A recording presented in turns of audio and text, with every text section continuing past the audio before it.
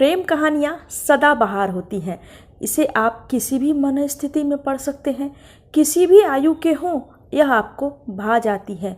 इसकी एक और विशेषता है कि इसे आप कहीं भी पढ़ सकते हैं। यानी अगर आप सफ़र में हैं, बागीचे में बैठ के धूप का आनंद ले रहे हों, कहीं घूम फिर रहे हों, कमरे में आराम कर रहे हों, किसी भी परिस्थिति में इसे आप पढ़ सकते हैं, क्योंकि सामान्यतः यह हल्की फुल्की होती हैं। चलिए आज आपका परिचय एक ऐसी ही प्रेम कथात्मक उपन्यास से कराती हूँ। हाय फ्रेंड्स, मैं हूँ शैली और आप मेरे साथ हैं किताबें में। दोस्तों, आज मैं लेके आई हूँ आपके लिए गीता श्री की एक प्रसिद्ध कृति राजनटनी। यह उपन्यास 2 साल पहले छप कर आया, तब से चर्चा में है। गीता श्री के नाम से तो आप परिचित होंगे ही। कई रचनाएं हैं उनकी, उपन्यास भी कई हैं, पत्रकार रही हैं, वो विंध्या पत्रिका की संपादक रही हैं। राजनटनी जो है वह कल्पना और यथार्थ का मिश्रित उपन्यास है। इसमें 12वीं शताब्दी की कथा है, मिथिला की राजनटनी या राजनर्तकी मीनाक्षी और बंग देश के राजकुमार बल्लाल सेन की। यह काफ़ी रोचक उपन्यास है। यह कहानी मीना की है। मीना के पूर्वज अपने बंजारा ग्रुप के साथ घूमते हुए मिथिला आ पहुंचते हैं। उन्हें मिथिला बहुत पसंद आती है, तो अपने काफ़िले को छोड़ देते हैं और मिथिला में ही रहने का निर्णय करते हैं। मिथिला के जो तत्कालीन राजा थे, वे उन्हें थोड़ी सी भूमि उपलब्ध कराते हैं। वहाँ वे लोग फूलों की खेती करते हैं और बचे समय में अपना नट कौशल प्रदर्शित करते रहते हैं।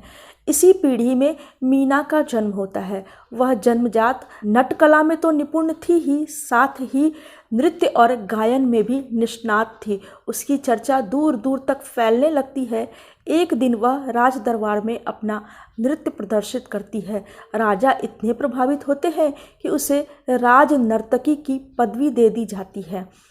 इसके साथ ही उसकी प्रसिद्धि चहुओर फैलने लगती है। बंग देश का राजकुमार था बल्लाल सेन। उसके कानों में भी राजनर्तकी मीनाक्षी के रूप गुण की चर्चा पहुंचती है। वह उससे प्रेम करने लगता है, उसे पाने की योजनाएं बनाने लगता है। मिथिला और बंग देश में मैत्री नहीं थी। कुछ समय पहले बल्लाल सेन ने वहाँ मुहकी खाई थी, इसलिए उसे योजना बनाने की ज़रूरत आन पड़ती है। इधर जो मीनाक्षी है, उसकी सहेलियाँ भी बल्लाल सेन की वीरता के किस्से सुनाती रहती हैं, जिसे सुन सुन के मीनाक्षी भी उसे मन ही मन प्रेम करती है। लेकिन वह डरती रहती है, क्योंकि वह नर्तकी है, नटनी है, और कहाँ वह राजकुमार। इन दोनों का तो कोई मेल ही नहीं है, इसलिए वह अपने प्रेम को हृदय में छुपा छुपा के रखती है। बल्लाल सेन जो है वह मिथिला पे आक्रमण कर देता है। युद्ध में मिथिला की हार होती है। राजा के सामने बल्लाल सेन शर्त रखता है, तुम्हें जीवित छोड़ दूंगा, लेकिन बदले में मुझे मीनाक्षी चाहिए, पैसे चाहिए और मिथिला की जो पांडुलिपियां हैं वह चाहिए। मीनाक्षी इस युद्ध और उसके बाद हुई हार से बहुत दुखी रहती है। उसके मन में द्वंद्व चल रहा होता है, एक तरफ प्रेम है, एक तरफ मिथिला है। लेकिन जल्दी वह अपने द्वंद्व से बाहर निकल जाती है। उसे ज्ञात था कि उसके दादा ने राजा से ज़मीन लेते वक्त कहा था कि हम और हमारी आने वाली पीढ़ियाँ अपनी जान देकर भी मिथिला के सम्मान की रक्षा करेंगे।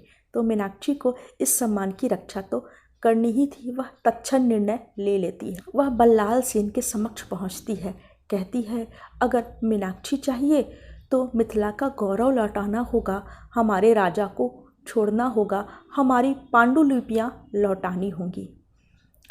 बल्लाल सेन तैयार होता है, लेकिन वह पांडुलिपियां नहीं देना चाहता है। स्पष्ट कर देता है कि पांडुलिपियां तो नहीं मिलेंगी, राजा को छोड़ दूंगा, रुपए पैसे धन संपदा छोड़ दूंगा।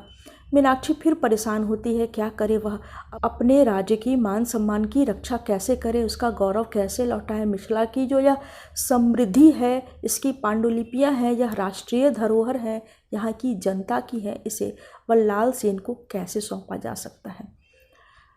फिर वह कौशल रचती है। बल्लाल सेन मीनाक्षी को तो लेता है, लेकिन मीनाक्षी अपने कौशल से पांडुलिपियां मिथिला को लौटाती है और अपने प्राणों की आहुति दे देती है। यहाँ राष्ट्र प्रेम की विजय प्रेम के ऊपर होती है। एक साधारण सी नटनी नर्तकी राष्ट्र के लिए अपने प्रेम को कुर्बान कर देती है। इस किताब की विशेषता है इसकी भाषा और संस्कृति बोध। इसमें आपको मिथिला की संस्कृति की विस्तृत झलक मिलती है। मिथिला की बोलियाँ, मिथिला के गीत, मिथिला के पान मखान सब यहाँ है। जो विवाह के गीत हैं उसके रीति रिवाज है, मिथिला में जो त्यौहार मनाने का तरीका है, सीता का जो दुखद वर्णन है, सब कुछ यहाँ आता है, बीच बीच में चलती रहती है। और इस किताब की भाषा में जो मैथिली बोली की झोंक है वह आपको लुभावनी लगेगी। ऐसे भी जो मैथिली है वह काफ़ी मीठी बोली मानी जाती है, तो इसकी झलक आपको इस उपन्यास में मिल जाती है। एक अच्छी सी प्रेम कथा है यह, जो आपको लंबे समय तक याद भी रहेगी। किताब जब आप पढ़ना शुरू करेंगे तो पूरी एक ही बार में पढ़ेंगे, यह भी एक सिटिंग में पढ़ने लायक किताब है। तो इस किताब को आप पढ़िए, फिर मुझे बताइए यह आपको कैसी लगी। मिलूंगी मैं एक और नई किताब के साथ। बाय।